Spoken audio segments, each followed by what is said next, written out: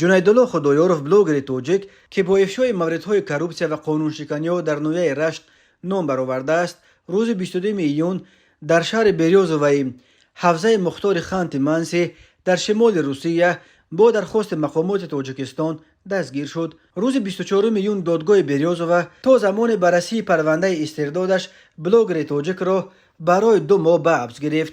بنا به اطلاع دریافتی، ریاست کارهای داخلی منطقه رشت به ضد جنیدالله خدایورف بر اساس شکایت یک اولاد دیگر از دادگاهش دهه یشم جماعت به نام باقی رحیمزاده بر اساس ماده 237 قسم 3 کودکس جنایتی تاجیکستان با اتهام اوباشی پرونده جنایتی گشوده او را تحت جستجوی بین المللی قرار داده است. در یک ویدیو از تالار دادگاه بریوزوه جنیدالله خدایورف این پرونده را بافته و فرمایشی نامید و سازمان‌های بین المللی حامی حقوق نیز خواسته است که از او حمایت کنند و مانع استردادش به تاجیکستان شوند. خصومت بین اولاد خدایورف و حسینوف در دهه یشم تاریخ چندین سال دارد. سال 2018 بحث بین جوانان از این 2 اولاد در بازی والیبال تا به پرونده جنایتی و محکوم شدن 2 تن از خدایورف کشیده شد. جنیدالله خدایورف نیز در سال 2019 بر اساس بیانات نمایندگان همان اولاد رقیب به سلفیگرایی عیبدار و به 5 سال زندان محکوم گردید.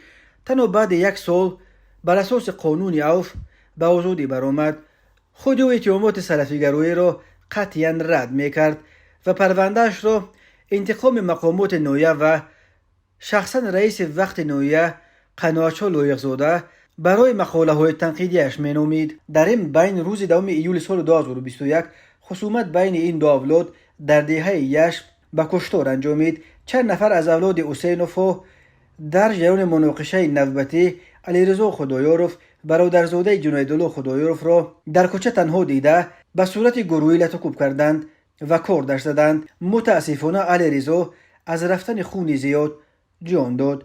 دادگاه اولی تاجیکستان روز 7 ژانویه سال 2022 ساکن دهه یشم نویه رشت حسینوف ظفرجان و عظیموف عبدالله را با جرم کشتن همدیه‌شان علیرضا خدایورف متناسباً به 19 و 17 سال زندان محکوم کرد. خدایورف طلب داشتند که در کشتن علیرضا 5 نفر از آن اولاد اشتراک داشتند و باید همه‌اش به زندان کشیده شوند. ادامه خصومت بین 2 اولاد به آن آورد که سال 2022 مفجگل غریب و مادر سالخورده جنیدالله خدایورف را با جرم اوباشی محکوم به 2 سال به حبس خانگی کردند. خود جنیدالله خدایورف بعد آزاد شدن به روسیه رفت و از آنجا به اوکراین رفت.